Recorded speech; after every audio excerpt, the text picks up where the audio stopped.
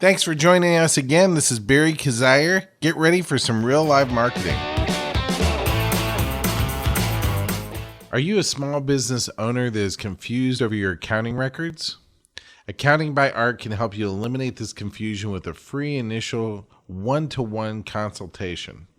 Art offers QuickBooks training seminars covering both QuickBooks Desktop and QuickBooks Online, as well as addressing your specific needs and questions. Visit accountingbyart.com and set up your free consultation today.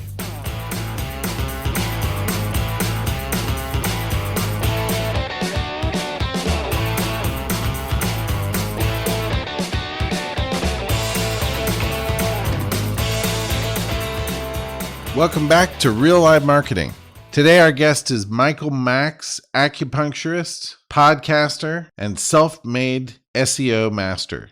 Michael is a very intelligent individual who's figured out SEO for himself in addition to running his own business. He came into my office one day to talk to us about his marketing, and I was impressed how much he actually had figured out about search engine optimization. This is key to getting your website found on the internet. So Michael's going to give you some valuable tips, and then right afterwards, I'm going to clue you into a tool that you can use to make yourself even more findable on the internet. Google+. Google+, is, by the way, is a social media network that's owned by Google. It's hooked into Google Local, Google Maps, Google Places, and thus it has a lot of opportunity to help you become more found. Stick around and we'll tell you more about how to optimize your Google Plus profile right after the interview with Michael. And before we get into the show, here's a couple of our friends who make this show possible. Feeling lost with accounting, bookkeeping, or payroll for your small business? Accounting by Art offers a free one-on-one consultation for the state of your business. Art Stump has years of experience helping small business owners with their accounting needs. He also offers QuickBooks training seminars covering both QuickBooks Desktop and QuickBooks Online, as well as addressing your specific needs and questions. Seminar participants also get a free 1-hour office visit after the class to be sure their QuickBook issues are solved to their satisfaction. Mention this ad at your consultation and get 10% off initial services when you sign up and pay for your first month. Visit accountingbyart.com today and get started.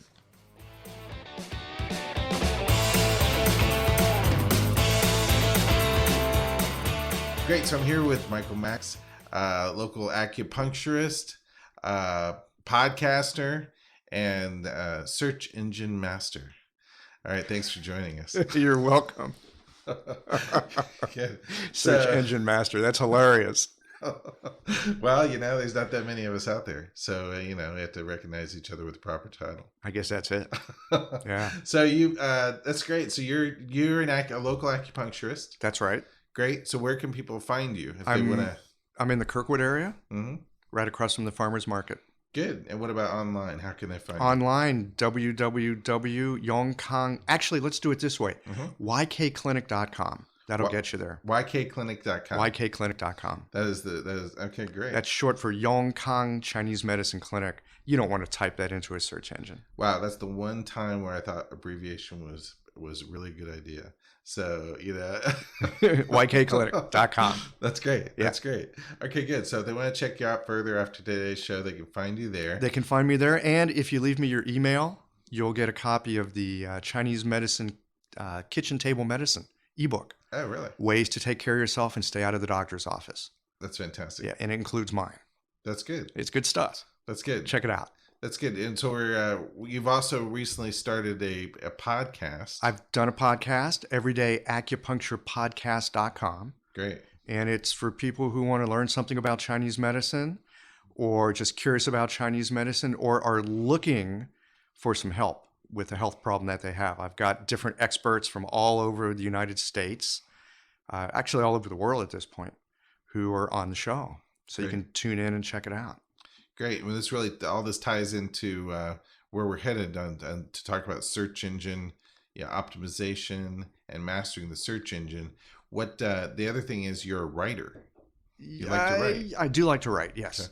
which helps for me with the search engine thing because I basically do content marketing. That's Right? right. I pull people in with the stuff that they're looking to find out about. And yeah, I guess we're going to talk about that, right? That's right. That's what we're going to talk about. Let's jump in it. That's good. So, well, fantastic. So you've got a great website, and you really come up. Anybody searching for a subject, an ailment, an acupuncture in St. Louis, boom, you're there. It's pretty much impossible to not find me at this point. Great. Right. And it's a miracle that you've actually done it all yourself. Well, I don't think it's that difficult when you come right down to it. Now, I really should preface this, that if you've got a national or international thing that you're trying to sell or an audience that you're trying to work with, what I have to say may not be useful. But if you have a local business, then I think what I've stumbled into can be really helpful, because on a localized search, it's very, very easy to be found if you take care of a couple of really important details. All right, so what are those details? First of all, you need to make sure that your business name, phone number, address, zip code is on every single page of your website. It's easy to do. You go to the footer area, you put that in, and that information will show up on every page of your website. Google's going to notice that along with whatever your content is. So on a local search, if they're looking for someone in St. Louis or Jefferson City or wherever you happen to be, they'll find you if you've got your address in there. That's great. Right? That's like the simplest, easiest thing to do. Yeah, that's very simple. Yeah. That's great. That's a good, simple tip. It's a simple tip. The other thing that I found to be really useful is to try to get inside the head of the person who you think is looking for you.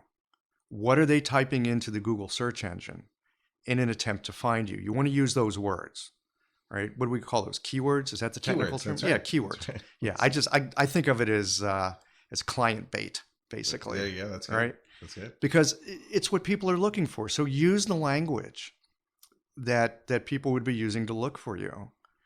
And then on your website, have lots of content that has those words in it.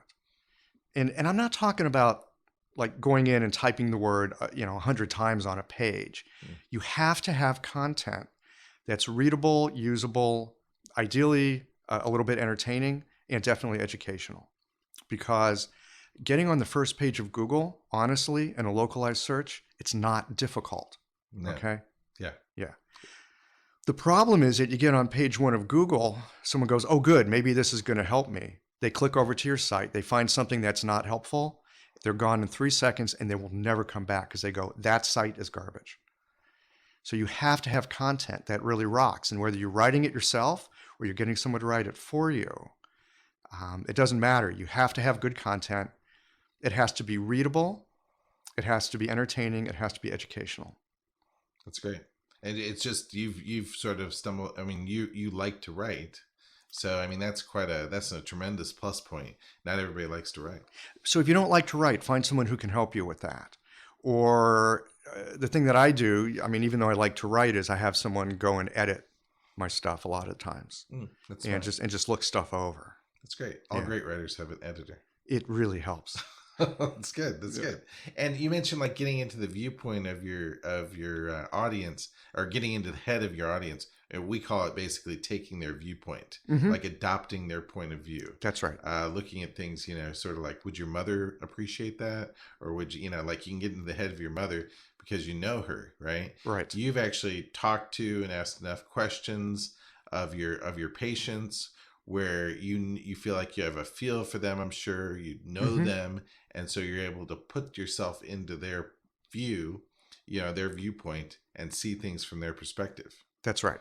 Good. Yeah. Now, if someone like my mother was part of my target audience, yeah, I'd want to get into her mind and use that. But if someone like my mother actually wasn't part of my target audience, then I'd actually leave her out. Right. Right. I don't think it's necessarily that helpful to attempt to appeal to everybody. Not everybody is your customer or your client or your patient. No, that's true. So getting a good idea of who your audience is and then playing to your audience, I think, is really helpful. Yeah. You No, get more of your audience, and then the people that are not a good fit for you and your business, fortunately, they never bother you. yeah, that's right. Yeah. That's totally right. Yeah, you want to appeal to that target audience and not carry over viewpoints that are not useful, including your own. Mm-hmm. Sometimes you have to say, well, I don't like that, but this person would love it, right? And so I think that maybe a good way for people to practice that, to get into, viewpoint is an important skill, adopting the viewpoint of somebody else. Yes. Have you got some ideas about that? Yeah, I think maybe a good way to practice it would be basically somebody you know really, really well. Like, for instance, your mom. Mm-hmm. I mentioned your mom for that reason. If you have somebody that you know really well, then it's easier for you to adopt their viewpoint. Now, other people, you don't know them as well. So what I would guess, and what I said is you probably ask them a lot of questions to find out about them. And then once you've found out enough, it's easier for you to assume their viewpoint. Right. Well, in my practice, I spend a lot of time listening to how people talk about what's happening in their life, the things that they've got that they want to get rid of, or the things that they don't have and they'd like to get. I mean, that's the main reason someone seeks someone like an acupuncturist out. And so, because I spend time every day with people that are very different than me, and listening to them, I after a time I can kind of cotton into how people think about things, and then use that language. That's great. I've got a newsletter that I send out every month, and all the content in the newsletter comes from my experience in the clinic. It was interesting. This past summer, I took a sabbatical. I was gone for 4 months. Just took some time off, and I thought, yeah, I'll still do my newsletter while I'm gone. And I sat down to write it in the first month, and I had nothing. Because everything in the newsletter comes from the experience of being in clinic and the issues that people bring to me. That's great. Yeah. So I mean, that's just my business and my story. But I suspect anybody listening to this podcast, you've got a customer base. You've got people that you work with, and they're always telling you what's interesting to them if you listen to it. It's true. You can even somebody who has, HVAC company, doing heating, ventilation, and air conditioning. They have experiences that they could share in an interesting way. Absolutely. Yeah, I mean, for sure, and people, why? Because people care about the air quality in their home. Mm-hmm. They care about their health. That's right. They care about their other issues regarding, energy conservation, etc.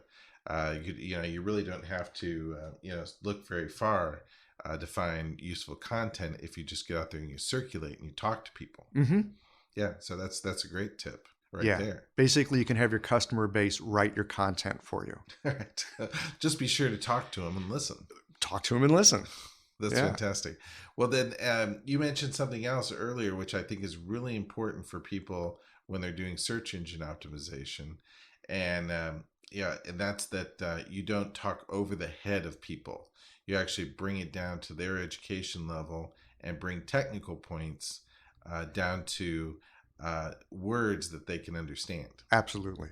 Yeah. Yeah. And even for a technical language like Chinese medicine, which is not only technical because it's medicine, but because it comes from a completely different culture and it comes from a completely different mindset, to take those ideas and put them into English at times can be challenging. But if anybody's going to really use this stuff and feel comfortable using it, you've got to put it into everyday language. That's great. So what do I want to say about that? I mean, one of the things that I found is that, the professionals have a habit of speaking over the head of people. It's easy because we're used to talking to the people that we're in business with, and we use that technical language. Yeah. Again, I spend most of my days just talking to regular people. And so I can watch and see if what I'm talking about makes sense to folks. And often in an attempt to understand what I'm saying, people will rephrase something back to me. And usually it's in a much simpler language that makes it much easier to communicate with. So I just steal that and use it. That's great. Yeah, I found one of the tricks I found to it was if I understand something well enough, then I can explain it in terms that are simple. Right. Yeah, if I don't understand it, then I have to try to impress people with my terminology, Mm-hmm. which really I think I think is indicative of not understanding it in a full broad sense. Yeah. I think so too. There was some famous science fiction writer whose name escapes me at the moment, but he said something to the effect that to know if you really understand something, explain it to a 6-year-old. Mm, If they can understand you, then you really do know it. that's great. That's perfect. That makes total sense. I even know, just to elaborate on the point one more time for people and really ding it in is important. I know one company that helps eye doctors to sell their services. And primarily what they do is they go into the practice and they teach everybody in the practice, from the receptionist to the doctor, every single person, to not use technical language with the clientele. Mm-hmm. They actually teach them how to not use technical language as the very first and most important point of making more sales. I think that makes a lot of sense. And for anyone in a medical trade, it gets a little bit tricky because, on one hand, the people that come to see you want to know that you know what you're talking about. Mm-hmm. And so, if you can't be really clear with the diagnosis, and if you don't use a certain amount of technical language, Mm-hmm. then they're wondering about your skills. On the other hand, like you were just saying, if you use too much of it, Right. then it's counterproductive. Yeah. And the last thing I do with regards to that is when I'm out doing public speaking, if I mention a word that they don't understand, then I go in and I define it fully. Mm-hmm. And I really define. I mean, I can have a 5-minute part of my lecture might all be about that particular term that I just mentioned that's unfamiliar. And believe it or not, people don't know some things that are part of our everyday language. They have no idea what those words mean, even from the field of social media. Sure. Well, if it's not something you're involved in, then it takes a little bit of learning. One of the things I find helpful about this is that human beings in general, we seem to be wired to learn. And so if presented in a way where it's interesting, it catches people's attention, they're going to learn something new, it's pretty easy to take a term and make it understandable. That's great. Now, how much content do you have on your site? Like, what kind of quantities are we talking to get to where you've gotten to where? To get to where I've gotten to today, God, I was just looking at the other day. I probably have 80 to 100 blog posts, which in essence is the different ways of getting the content out there. Great. And I'm about to add the podcasting into it as well. That's great. I think to get a critical mass, you probably need 40 to 50 posts and really target it in some sort of way. That makes sense. I mean, what Google's job is to provide relevant content to searchers. That's basically their job, their product. And so, they've developed ways to find that relevant content and ways to sift through junk content that isn't relevant. And so they're, just by doing the actual work that it takes to provide useful, entertaining, and interesting content, you conquered the search engine, which is awesome. And so you've got 80 or so articles? At least 80. Great. And another point that's important is your blog is actually part of your website, which a lot of people don't actually. Oh, absolutely. No, you've got to have it as part of your website. So if you're thinking about using your website, or if you're thinking about using a blog to drive business to your business, then you have to have your own web domain, right? www.mybusiness.com. You don't want to be using Blogger or whatever these other ones are, because you want to build all that Google juice to your website. Right.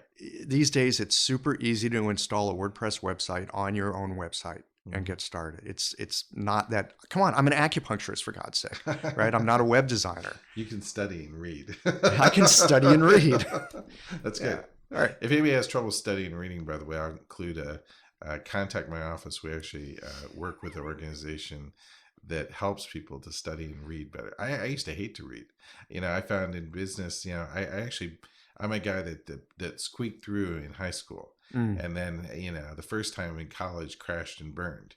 And then I went back to college and I found some tools on how to actually study, something that they never taught me in school. Isn't that odd that we can get through so much schooling and not learn a thing about learning how to learn? Well, it's that we can memorize and we can be glib, where we can repeat back things fluently and have no feeling or understanding connected to them. And so that's what, it's easy to pass a test that way. But there's some of us that manage to actually pick up an interesting tool. It's called a dictionary. And I've got one on my iPhone here. D, I've actually 6. I believe it or not, I'm not lying. I have a bunch of dictionaries on my. Oh yes, you do. Well, I've got that one. Yeah. You don't have the Chinese one that I have, though. Oh no, I don't. I'm not there yet. But it's like the words are important. You got to look up. I found that in school they actually taught me to figure out the word based on the words around it. And and that's called contextual understanding, and where that based on the context you try to understand. Where I come from, that's called guessing, right? And you might guess wrong, so you have to pick up a thing called the dictionary, look up the word, and find out what it means, and then you can study things like WordPress, and you can elevate your vocabulary. You can find people that teach it well as well, and don't overwhelm you with new words right off the bat, right? Which I'm sure is what you found. And so, WordPress is a great format. That's all we build our websites in. It's easy to use. Yeah, you can learn it. Your comment here about the contextual way of figuring out what something is, I think this is really key to writing a good blog post. That whatever your content is, whatever the message you want to get through to people is, you really want to consider the context that people are searching for you in. Usually they've got some kind of a problem that they're trying to solve. Right. And that's why they've gone to Uncle Google looking for some advice. Yeah. Yeah. That's right. So if you can keep that context in mind of what the person has going on, and then write from that context, kind of back to what you're talking about, how does your mother think about it? Right. It can make your writing really compelling. And it makes it really sticky. So people they'll find you on the first page of Google, and then they're going to stay on your website long enough to finish what you have to say in that article, and then hopefully look at something else that you've written on your website, and then ideally send you an email or give you a call. That's great. That's great. And then you've also built in a pretty fantastic, by the way, that's the positive side of context as opposed to what they taught me in school. But, it's you're actually figuring out what something really means to people and putting it out there. I think that's fantastic. Well, and sometimes we're guessing as well. Yeah. And right? sometimes we're guessing. And sometimes we're guessing, but we can take good guesses That's true. Based on our context. That's true. Yeah. A little bit of investigation, a little bit of looking, a little bit of study of people, and finally asking them questions. That's right. Yeah, that's right. That's good. The other thing that you mentioned is conversion. You mentioned at the beginning of this episode your primary conversion tool, or you've got a couple on your website, which is pretty good. But you've got a book. I've got a little ebook. It's the Chinese medicine. What did I call that thing? Kitchen Table Guide to Chinese Medicine, something like that. Anyway, it's a short ebook. I think it might be 15 or 20 pages, and it covers some basic stuff that's probably in your refrigerator that you can use as medicine. Some basic acupuncture points that you can do for yourself in the form of acupressure to take care of things like headaches, common colds, upset stomachs, that sort of thing. And that's mainly it. Great. Yeah. That's great. But it's stuff that people can use in their everyday life, kind of a first aid kit of stuff that's either in your refrigerator or in your hands. That's right. So you've got a conversion strategy, something people can take away that's very valuable and that they can use in their lives. And then they have to give you their contact information in order to take that, which helps you to build up your email newsletter and such. That's right. It's interesting. You use the word conversion strategy, and I've heard this term. Again, I'm not that technical with internet stuff. I've heard that language. Yeah. When I hear conversion, what I really hear is service and helpfulness. Right. That if there's something that you can do that really helps somebody out, and not necessarily simply from the point of view of, I'm going to get their email and I'm going to market to them. But if you can really put something out wholeheartedly, that I'm doing this because I want your life to be a bit better, Yeah. I think it goes a lot further. You're right. I mean, that's what the keynote of any business is service, right? And Right. I mean, that really should be the keynote of any business. There's a great book on it that you'd love to. It's on my book list that I send out. It's called The Thank You Economy by Gary Vanderchuck. That's a great book. You read it? Yeah. Okay, great. All right, Yeah, good. he rocks. Good. He's great. And so, yeah, it's got to be service. Conversion strategy has to be about service. And I guess we should tell people what a conversion strategy is, just to define the word, since we're being so good about that. Otherwise, they're going to be guessing. Yeah, exactly. They're going to guess. They don't know what they're going to think it means. Conversion strategy is basically getting people to take that next step in the sales funnel. But yeah, a great point. It should serve the person. That next step in the sales funnel that brings them closer to a purchase or further along your sales channel has to service the person. And so you want to trade with them. Say, great, if you give us your email address, we'll give you our newsletter. If you give us your contact information, we'll give you our ebook. And and the newsletter has to be valuable, or that's not going to last very long. That's right. And the item has to be valuable. It has to be focused on service. It can't be a dog and pony show, so to speak. Unless that dog and pony show is actually helping to solve a problem. Or entertain you. Or entertainment, yeah. Right, I mentioned that, but that's one of the most popular things to watch on the internet. Dog and ponies? I thought it was cats. That too, yeah. Good. So so that's what that is. Well, good. So you've given us some great tips, and we're going to summarize those after the show in the show notes. Great. The main points that you've covered, I think, are the key points these days to search engine optimization. There's some other things like titling your pages, giving page descriptions, all of which WordPress actually facilitates. Makes it really easy. And actually so that it comes up where you need it to come up to. You've given some fantastic information, and it shows that anybody can do it. It really takes just hard work and interest. I don't think it takes that much hard work, to be quite honest. I think it takes some focused work. Yeah. I think it takes some attentiveness and kind of a game plan of knowing what you're going to do. Right. And then you can just get it done and not waste a lot of time. And it's not really onerous once you know the key elements that you need to pay attention to. Yeah, you're right. It's not hard if you're having fun doing it either. It's never hard when you're having fun doing it. That's great. All right. Well, great. Thanks for joining us today. Happy to be here.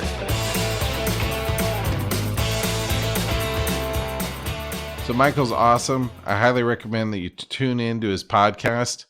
He's definitely worth spending some time with, and you'll learn more about Chinese medicine, and you'll learn about it in a way you can understand by tuning in to his podcast. So as I promised, I'm going to show you how to use Google Plus to increase your visibility on the internet. First off, you should know that there are two different things when it comes to Google Plus. There's a page and there's a profile. A profile represents an individual. This is the same thing on Facebook. Whereas a page represents entities, businesses, companies, brands. Each of these items in Google Plus have their own rules. But here we're going to give you several tips on how to use Google Plus, starting with this. Claim your own name in Google Plus. Whether it's a page or a profile, it's very easy to set up your own name as a custom link. This will make it easy for people to find you, and you won't end up with one of those links that are impossible to remember, like Love Sorcerer 532 or something crazy like that, unless it's the name of your business. 2, optimize your profile for the search engines. There are a lot of ways you can optimize it and to reinforce your brand both on your profile and your pages. Fill in everything. Make sure to include all your about sections, introductions, links, contact information, taglines, and so on. Give links to your website. Don't forget to include these links on both your personal profile and your business page. Give a good amount of information, not a sentence. Really get in there and write something that gives some good content and include keywords. Be sure to include your address if you want people to find you, or if your location or geography is important to your business. In just about every case, I would recommend that you include a company's address to really make this Google Plus page a one-stop page regarding your business. And don't forget to claim your Google Plus local page. If you've got a location that people come to visit, this is an excellent way to ensure that your business ranks high in the search results in your business category. In addition, Google Local offers businesses a chance to really shine with maps, user reviews, etc. Lastly, we highly recommend that you totally take advantage of personal audiences. Since you've taken all this time with Google Plus, make it part of what you do on a regular basis, social media wise. Remember, on your pages, you can have more than one administrator. Get the other administrators to share the content on their profiles. Encourage them as administrators to build their following and to have their own personal content as well as company content on their profiles. Occasionally, where relevant, you can include some personal content on your company page as well. This increases personalization, makes you more real to people. Google Plus is extremely important in the search engine optimization arena. And as long as you're there taking full advantage of it, you might as well take advantage of the social aspects too. Sign up for one of my upcoming talks on 10 tips to simplify and save time with your social media posts.